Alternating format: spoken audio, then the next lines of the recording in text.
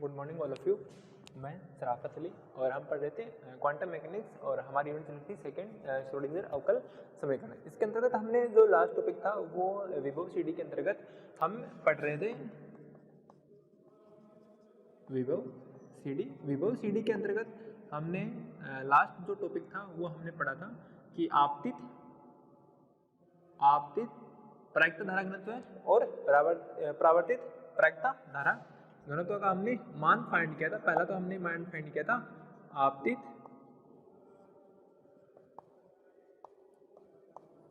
प्रायिकता धारा घनत्व। किसकी हेल्प से फाइंड किया था हमने? आपतित तरंग फलन के आधार पर हमने फाइंड किया था। उसको किससे डिनोट करते हैं? एस इंसिडेंट, एस या जे आई। उसकी जो वैल्यू आई थी हमारे पास आई थी मोड ए का स्क्वायर वी। ठीक है। दूसरा जो हमने फाइंड किया था वो था हमारे पास परावर्तित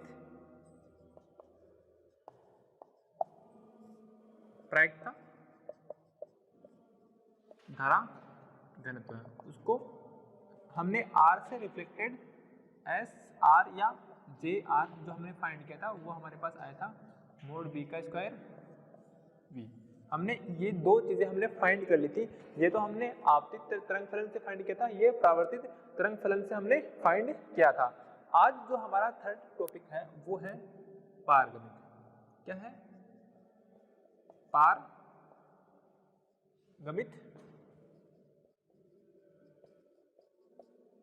प्रायिकता धारा घनत्व। मैं आपको एक बार रिमाइंड करवा देता हूं कि हमने जो तरंग फलन प्राप्त किए थे, हमने जो तरंग समीकरण सॉल्यूशन में जो फाइंड की थी वो हमने साई फर्स्ट जो फाइंड किया था वो था हमारा a e की power iota kx plus b e की पावर माइनस आइटा kx, और जो साई सेकंड हमने प्राप्त किया था वो हमारे पास था d e की पावर माइनस k1x।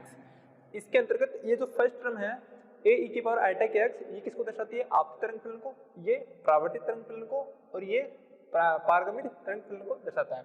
अब हमने जो आपतित प्रायिकता धारा घनत्व फाइंड किया था वो किससे फाइंड किया था? इस समीकरण से, इस पद से a e की पावर आइटा kx, और जो परावर्तित तरंग फलन से हमने जो धारा घनत्व प्राप्त किया था वो परावर्तित प्रायिकता धारा घनत्व प्राप्त किया था वो किससे किया था? b e की पावर माइनस आइटा kx, और जो अब हम है पारगमित है वो इस थर्ड पद से d e की पावर माइनस k1x।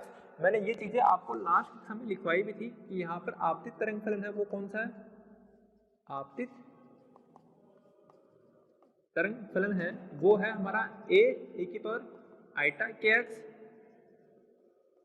और जो परावर्तित तरंग फलन है वो क्या है? b e की पावर माइनस आइटा kx, और जो पारगमित है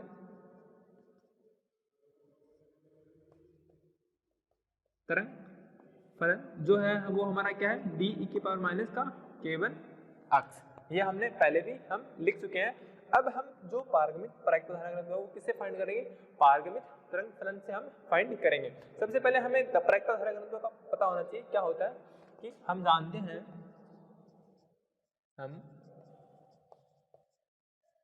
हैं कि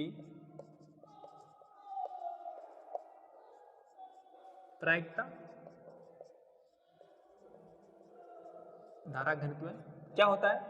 अब प्रायिकता धारा घनत्व को प्रायिकता धारा घनत्व S या J क्या होगा? माइनस का iota H cross upon 2m, वो आगे आता है psi star del psi minus psi del psi star. ये क्या होता है? प्रायिकता धारा घनत्व का सूत्र होता है। अगर हम इसके लिए किसके लिए यूज करें? हम पारगमित प्रायिकता धारा घनत्व के लिए अगर यह धारा घनत्व का सूत्र यूज करें तो x दिशा में क्या होगा उसको किससे लिखेंगे? ट्रांसमिटेड को इंग्लिश में पारगमित को बोलते हैं ट्रांसमिटेड। जो पारगमित हो गया उसको बोलेंगे ट्रांसमिटेड, उसको बोलेंगे t। तो अगर हम लिखें x दिशा में पारगमित प्रायिकता धारा घनत्व है, x दिशा में पारगमित प्रायिकता धारा घनत्व।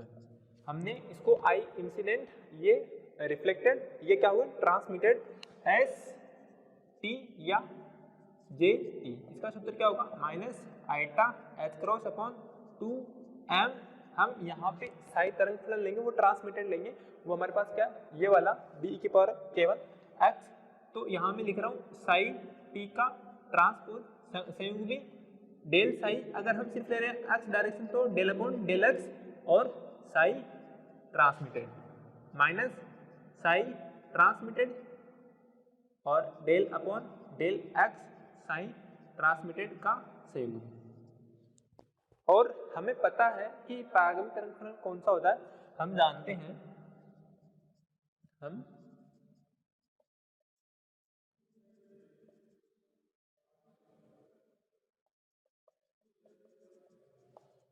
पारगमित तरंग फलन साई टी जो होता है वो होता है डी ई की पावर माइनस k1 x। तो इसका ट्रांसपोज या संयुग्मी क्या होगा, अतः साई ट्रांसपोज क्या होगा डी का स्टार और ई की पावर माइनस का k1 x। यहाँ पर हमारे पास कोई भी समिश्र संख्या नहीं है, आई होता आइटा होता तो वो चेंज हो जाता प्लस से माइनस में। ये हमारे पास क्या आ गया, इसका ट्रांसपोज आ गया। ये मान है हम इस समीकरण में रखेंगे, एच टी ट्रांसपोज वाले समीकरण में रखेंगे और हमारे पास किसकी वैल्यू आ जाएगी, पारगमित धारा घनत्व की वैल्यू आ जाएगी।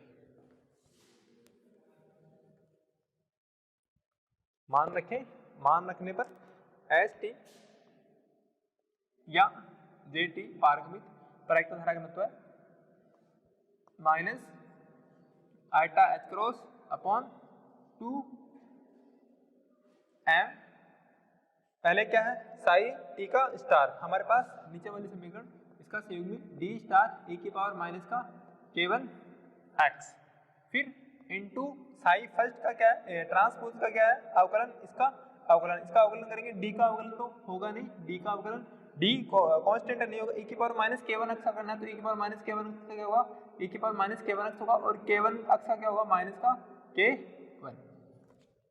हमने इसका अवकलन करा, डी का अवकलन होगा नहीं कांस्टेंट, ई की पावर हम मान सकते हैं ये y, ई की पावर y का अवकलन ई की पावर y, लेकिन y का अवकलन करेंगे हम तो उसका अवकलन क्या आएगा x के सापेक्ष तो 1 हो जाएगा, बचेगा क्या माइनस का k1। इसी प्रकार माइनस हमें क्या लिखना है साई ट्रांसपोज, वो क्या है डी ए की पावर माइनस का k1 x। फिर इस समीकरण का जो हमें ट्रांसपोज का संयुग्मी है उसका क्या करना है x के सापेक्ष अवकलन करना है, इसका अवकलन तो होगा नहीं क्योंकि ये कांस्टेंट है डी स्टार, इसका संयुग्मी का अवकलन होगा नहीं, e की पावर माइनस k1 x का अवकलन वही होगा e की power minus k1 x into minus का k1। हमने क्या किया है यहाँ पे हमने इसकी वैल्यू रखी पारगमित तरंग फलन की, यहाँ पे वैल्यू रखी, इसका हमने जो संयुग्मी है इसका हमने अवकलन किया, अवकलन x के सापेक्ष अवकलन किया, हमारे पास क्या है डी स्टार का तो अवकलन होगा नहीं, e की पावर माइनस k1 x का, e की पावर माइनस k1 x और k1 x का करेंगे वो आ जाएगा माइनस का k1, x के सापेक्ष का अवकलन करना जाएगा माइनस का 1। ये हमारे पास समीकरण आ गई, minus iota H cross upon 2m। यहाँ पे देखो d और d स्टार साथ में लिख रहा हूँ, डी स्टार ई की पावर माइनस k1 x, ई की पावर माइनस k1 x और इंटू क्या है माइनस का k1 x, दोनों माइनस के हैं तो ई की पावर माइनस का 2 k1 x क्या लिखा जाएगा, ई की पावर माइनस का 2 k1 x लिखा जाएगा, ठीक है। और साथ में क्या है k1, लेकिन साइन किसका माइनस का, यहाँ पे ये माइनस और ये माइनस क्या हो जाएंगे मल्टीप्लाई, प्लस क्या बचेगा डी स्टार ई की पावर माइनस का 2 k1 x और k1। यहाँ पे देखिए एक प्लस का है, एक सेकेंड, ये जो माइनस मैं पहले लगा रहा हूँ ये एक तो माइनस का एक प्लस का, ये माइनस प्लस दोनों सेम है। देखिए अगर इसको और सोल्व करेंगे माइनस का iota H cross upon 2m क्या आएगा माइनस का मोड डी का स्क्वायर ई की power minus 2 k1 x into k1 plus का मोड डी का स्क्वायर ई की power minus 2 k1 x into k1। ये सेम है, सेम से सेम कट जाएगा, जीरो एक प्लस का एक माइनस का तो जीरो, इसकी वैल्यू कितनी आ गई जीरो आ गई।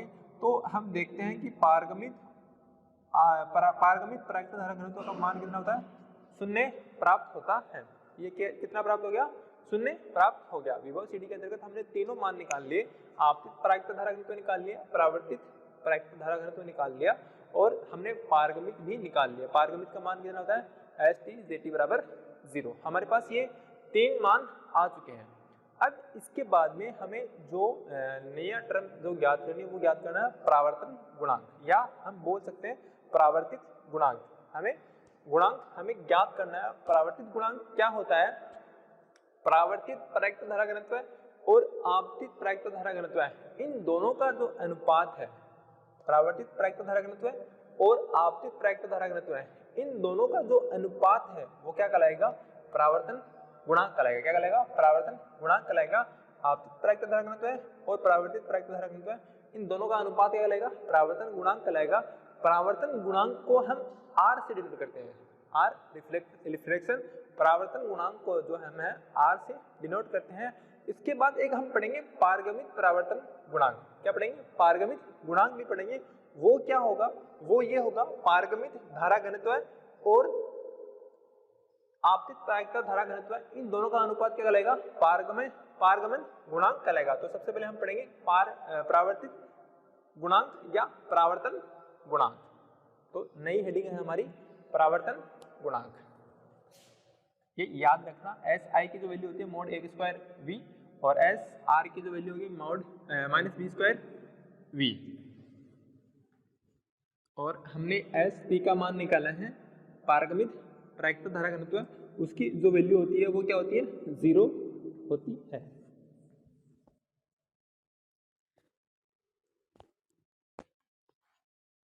तो विभव सीडी में नया जो पॉइंट है वो है हमारा परावर्तन गुणांक, या हम बोल सकते हैं परावर्तित गुणांक।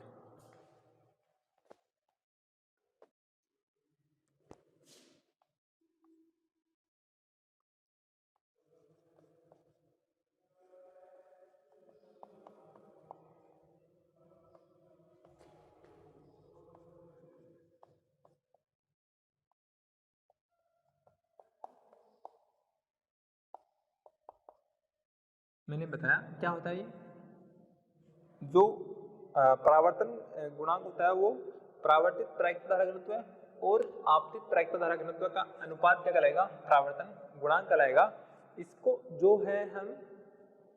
जो हम R से नोट करते हैं, हम उन दोनों की वैल्यू रखेंगे, हम मान फाइंड कर लेंगे। तो सीधी सिंपल सी डेफिनेशन है, परावर्तन गुणांक क्या होता है, परावर्तित परागित धारा घनत्व और आपतित परागित धारा घनत्व का अनुपात क्या कहलाएगा, परावर्तन गुणांक कहलाएगा।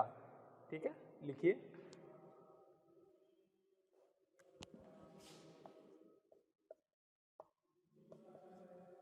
परावर्तित परागित धारा घनत्व, इसको हम लिखें तो एस आर तथा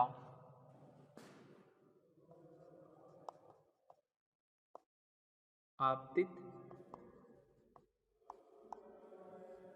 परागित धारा घनत्व है क्या, एस आई के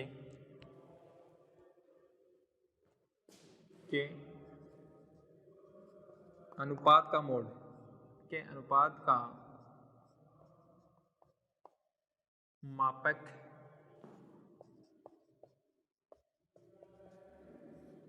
परावर्तन गुणांक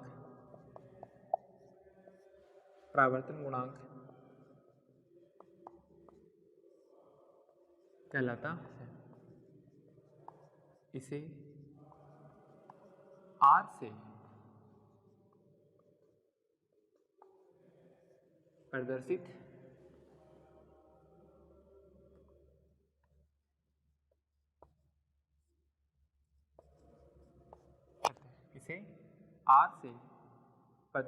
करते हैं R रिफ्लेक्शन परावर्तन गुणांक। सीधी सी सिंपल सी डेफिनेशन है, R परावर्तन गुणांक क्या होगा,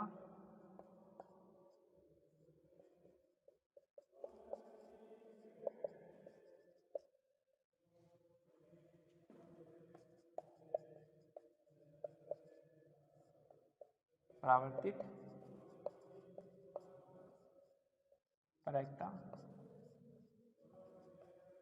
धारा घनत्व है बट्टे आपतित प्रायिकता धारा घनत्व है, या इनका मापक हम मोड बोल सकते हैं। इसको R से डिनोट करते हैं, तो SR रिफ्लेक्टेड अपॉन SI, इसका अनुपात क्या कहलाता है? R कहलाता है। और SR और ST की वैल्यू हमें पता है, वो क्या होगी? SR की वैल्यू हमें पता है, आपके परावर्तित प्रायिकता धारा तो क्या होता है? माइनस का मोड B स्क्वायर V होता है वैल्यू रखने पर, माइनस का मोड B का square V upon mode A का स्क्वायर V। V से V कट जाएगा, V से V कट जाएगा, बचेगा क्या हमारे पास? मोड क्या बचेगा? V से V कट जाएगा, हमारे पास क्या बचेगा? मोड की जो वैल्यू होती है अगर माइनस में है उसको किस में कन्वर्ट कर देगा? प्लस में। तो यहाँ पर बचेगा हमारे पास मोड B का स्क्वायर, नीचे बचेगा मोड A का स्क्वायर। ठीक है। और अगर हम साथ में लिखें तो हम ये लिख सकते हैं मोड B अपॉन A का स्क्वायर। क्या लिख सकते हैं? मोड B अपॉन A का स्क्वायर। R बराबर क्या होगा मेरे पास? मोड B अपॉन A का स्क्वायर। अगर हम इसकी वैल्यू और फाइंड करना चाहें तो मैंने एक बार पहले एक वैल्यू फाइंड की थी, B अपॉन D और शायद D अपॉन A अनुपात का मान निकाला था, वो हम यहाँ पे यूज कर सकते हैं। देखो B अपॉन A को हम किस में कन्वर्ट कर सकते हैं?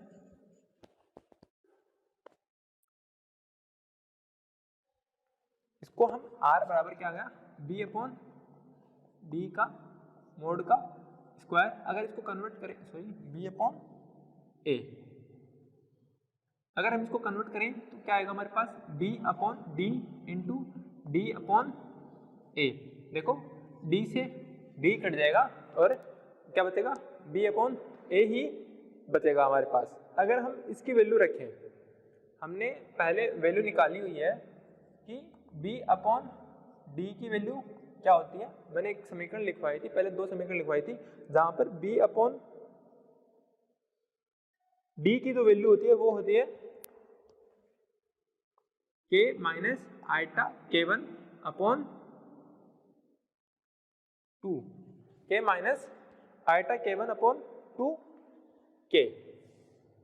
या इसको और कन्वर्ट करें तो मैंने ये लिखवाई थी 1 upon 2 1 minus iota K1 upon K का हम दोनों में डिवाइड करते हैं, K का K में डिवाइड करेंगे 1 आ जाएगा, इसमें डिवाइड किया वो लिख दिया आइटा K1 अपॉन K। हमारे पास ये एक समीकरण थी B अपॉन D की, और इसी प्रकार A अपॉन D की भी हमारे पास एक समीकरण थी, उसकी वैल्यू हमारे पास जो थी वो ये थी K plus iota K1 upon 2K। या इसको कन्वर्ट करके लिखें तो 1 upon 2 1 plus iota K1 upon K। ये हमारे पास दो वैल्यूज थी, हमने शायद लास्ट कक्षा में इन दोनों को हमने सोल्व किया था, इनको कोई नंबर भी दिया था, मैंने कहा भी था कि ये दोनों समीकरण हमारे पास काम आने वाली है, B अपॉन D और A अपॉन D की। इन दोनों की वैल्यू हम कहाँ रख दें? इस समीकरण में रख दें। क्या कर दें? इस समीकरण में रख दें, या हम इसको अलग से सोल्व कर लें। B अपॉन A को अगर हम अलग से सोल्व करें, इसको B अपॉन A को अगर हम अलग से सोल्व करें तो B अपॉन A बराबर क्या होगा? B upon D into D upon A। B upon D की वैल्यू रखेंगे वो हमारे पास क्या है? K minus iota K1 upon 2K into D upon A है, और वैल्यू हमारे पास इसकी है A अपॉन D की। हम इसका क्या कर सकते हैं? अपोजिट कर देंगे, D ऊपर A नीचे, 2K अपॉन 2K अपॉन क्या बचेगा? K plus iota K1। 2K से 2K कट जाएगा, तो B अपॉन A की वैल्यू क्या आएगी? तो B अपॉन A बराबर जो आएगा वो आएगा K minus iota K1 upon K plus iota K1। क्या आएगा? K minus iota K1 upon K plus iota k1। अब ये जो वैल्यू है हम कहाँ रख दें, इस समीकरण में रख दें। अतः r बराबर b अपॉन a का मोड का स्क्वायर, अगर वैल्यू रखेंगे तो हमारे पास आएगी k minus iota k1 upon k plus iota k1 इसका मोड का स्क्वायर। अगर हम दोनों को ओपन करेंगे ना मोड में, तो वो इसको अगर ओपन करेंगे तो वो आएगा अंडर रूट k का स्क्वायर प्लस k1 का square divide by under root k का स्क्वायर प्लस k1 का स्क्वायर।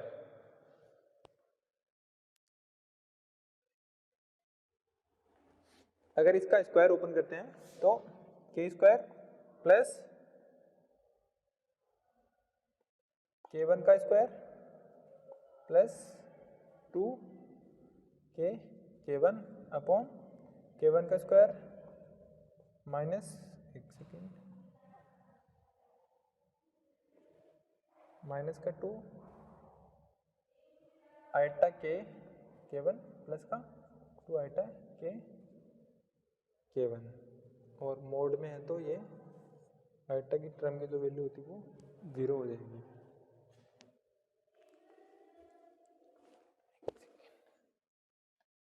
इन दोनों का रेशियो कितना आएगा, इनका अनुपात, अगर मैं इसका स्क्वायर लिखूं, एक सेकेंड, अगर इसका स्क्वायर वापस ओपन करोगे तो क्या आएगा, k स्क्वायर प्लस k1 का स्क्वायर और k स्क्वायर प्लस k1 का square k minus iota k1 upon k plus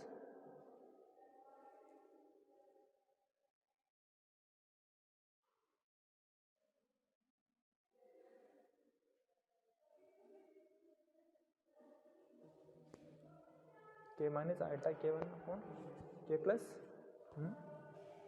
क्या आना चाहिए, k स्क्वायर प्लस, अरे ये आइटा की प्रॉपर्टी होती है एग्जैक्ट,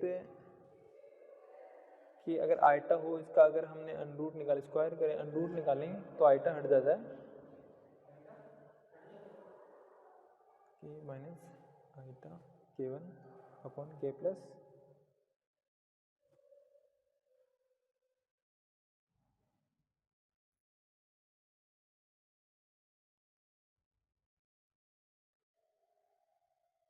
बता देंगे, ये भी बाकी रखना। इसकी वैल्यू क्या आएगी, ये आएगी, और देखो सेम है, अगर स्क्वायर ओपन करते हैं तो हमारे पास ये समीकरण आ जाएगी k का स्क्वायर प्लस k1 का square upon k square plus k1 का स्क्वायर। यहाँ से r का मान कितना आएगा, 1 आएगा, सेम में सेम का डिवाइड करेंगे 1, ठीक है। r की वैल्यू कितनी आ गई, 1 आ गई, तो हम कह सकते हैं परावर्तन गुणांक का मान कितना हो गया हमारे पास, 1 हमें प्राप्त हो गया, ठीक है। इसके बाद जो हमें एक नेक्स्ट गुणांक और है वो है पारगमित गुणांक। क्या है पारगमित गुणांक, वो हम पारगमित गुणांक या पारगमन गुणांक है, वो हम नेक्स्ट समय फाइंड करेंगे। आज के लिए इतना ही।